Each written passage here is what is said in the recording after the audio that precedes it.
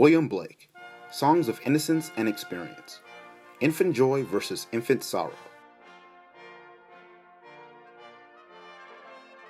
In this video, I intend to 1. Dissect/break down both poems, Infant Joy and Infant Sorrow. 2. Reveal the underlying themes that encapsulate both literary pieces.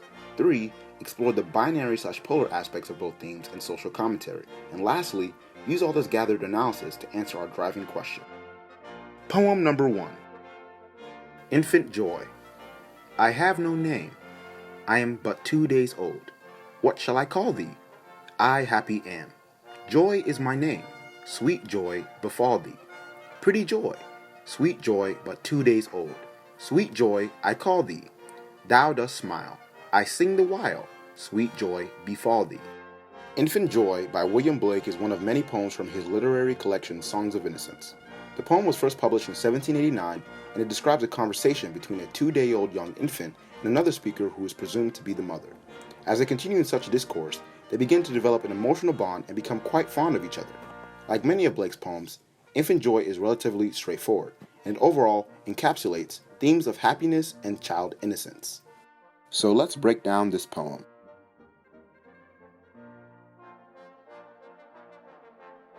Lines 1 and 2.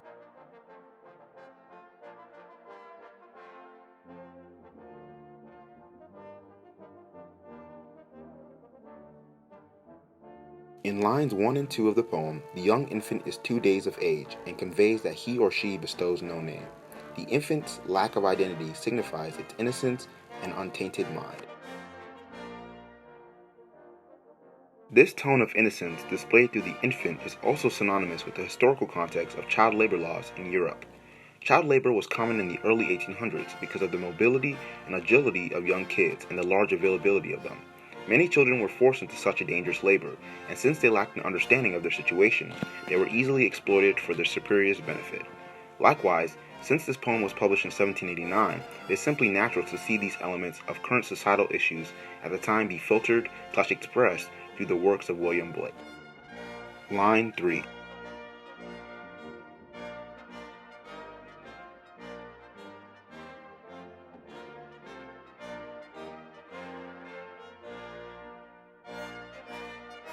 In the third line of the poem, there is a shift in who is currently speaking. Based on the provided context before this line, it is presumed that it may be the mother or a caretaker of the baby that is talking.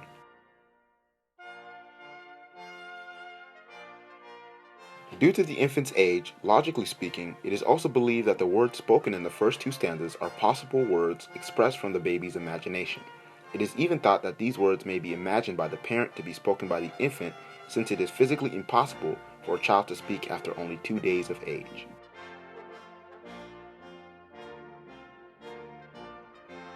However, this speculation/hypothesis still proves significant because as the reader, we now understand that the infant may be without a name, but it is also without a voice, as with so many of William's poems. In Infant Joy, Blake is giving a voice to the voiceless. This historically represents both the NSPCC, founded in 1884, and the regulation of chimney sweepers, created in 1864. Both acts were designed to diminish or abolish the exploitation of minors in rigorous and dangerous labor. In doing so, it provided a voice for the children who simply did not have one in such working conditions. Lines 4 to 6.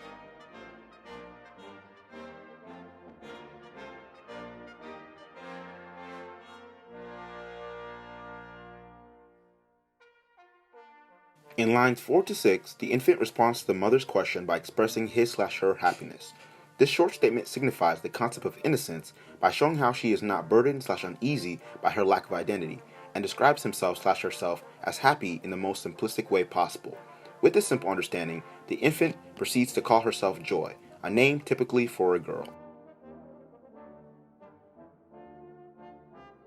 The infant's name is significant because it encapsulates Blake's desire to see the human spirit determine its own state of happiness, rather than to rely upon a form of happiness imposed upon by religious and societal institutions. This infant is a prime example of one who was left alone to determine its own identity and nature.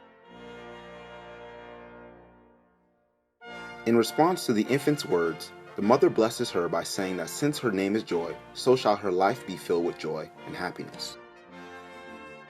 Stanza 2.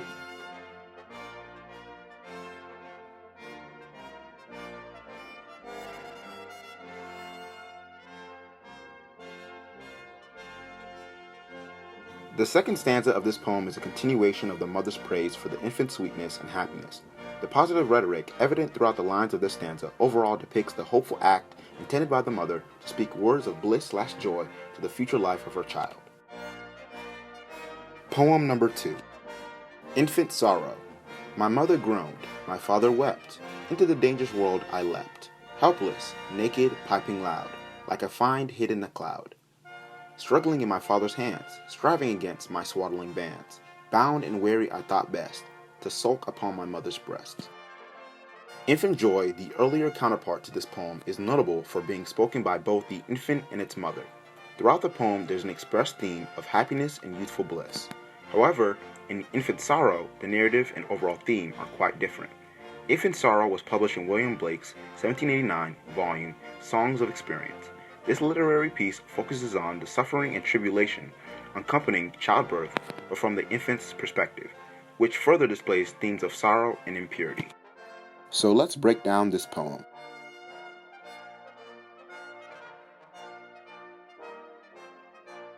Lines 1 and 2.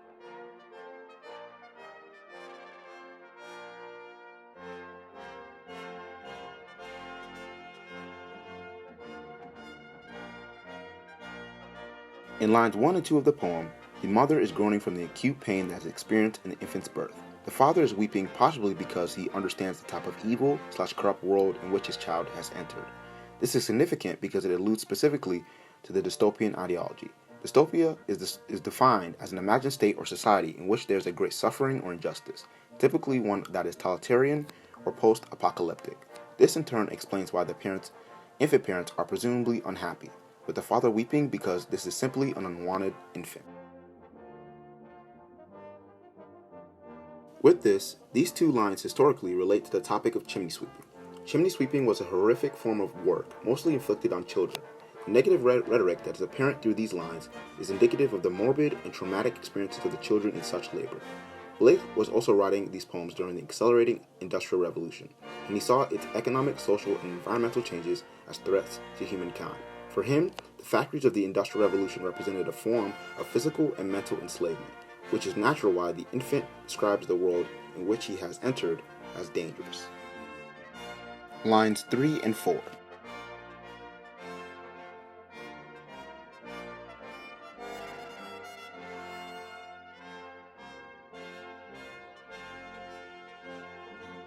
The verbiage that the infant uses to describe himself in lines 3 of the poem is significant because it symbolizes the child's vulnerability and how his parents are simply incapable of protecting him from the dangers that await him. With this understanding, the infant begins to cry loudly. Likewise, in line 4 of the poem, the infant continues this cry by describing himself as a find hid in a cloud. The statement represents how the infant is lost in a cloud of circumstances in which he is born. For Blake, a find was not necessarily an evil thing, but rather an embodiment of spirit and energy. Therefore, it can also be interpreted that the cloud represents the unclear/negative nature of that energy created by the social circumstances in which the infant is born. In short, it can be inferred that Blake observes the energy of the infant as it enters the world, which is one that is tainted by experience. Lines 5 and 6.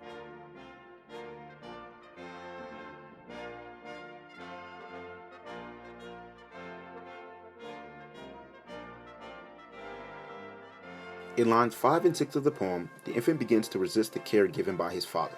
This is a vital marker that encapsulates the theme of the poem because the care of the parents exemplified by the father's hand and the swaddling bands is not experienced by the infant as a form of safety and concern, but rather is portrayed as restraining and imprisoning.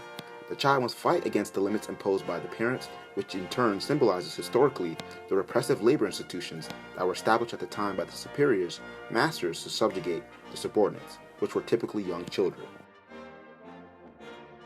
Lines 7 and 8.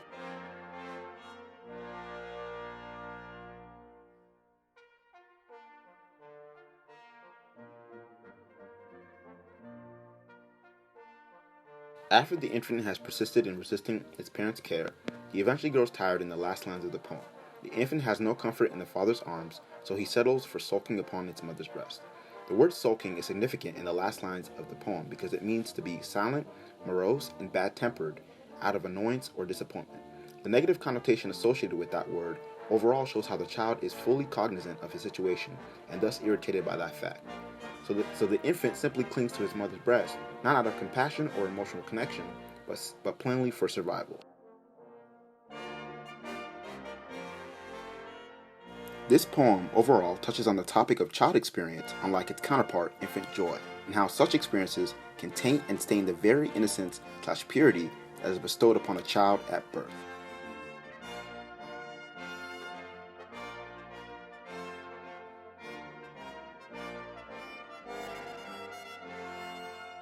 Here are the similarities and differences between both poems.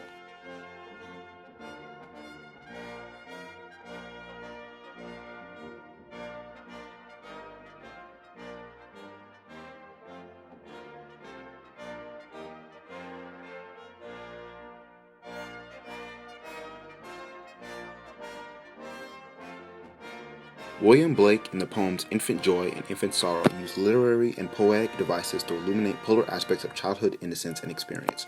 In both literary pieces, Blake writes from the infant's perspective, or possibly the parent, who imagines what's perhaps said from the infant to themselves. Blake reveals a perspective about the events of the time and demonstrates his clear intent in how both poems are structured.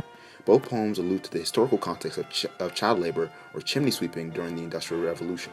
However, such a statement is conveyed from two polar perspectives. In the poem, Infant Joy, William Blake encapsulates themes of happiness, youthful bliss, and child innocence. Blake's positive rhetoric expressed through this poem is synonymous with a utopian ideology. William Blake's intent behind writing Infant Joy was to illuminate his desire to see the human spirit determine its state of happiness, rather than to rely upon a form of pleasure imposed upon religious and societal institutions. The viewpoint seen in this poem differs from its counterpart. In the second poem, Infant Sorrow, William Blake displays a theme of suffering, impurity, and child experience. This is synonymous with that of a dystopian ideology in this poem. The infant is fully aware of his damned fate, and so he or she thus clings to the prospect of survival. This rhetoric implemented within this poem has somewhat of a negative connotation and further explains William Blake's intentions. Blake's intent, in comparison to the previous poem, was written to encapsulate his belief that the Industrial Revolution represented a form of physical and mental enslavement.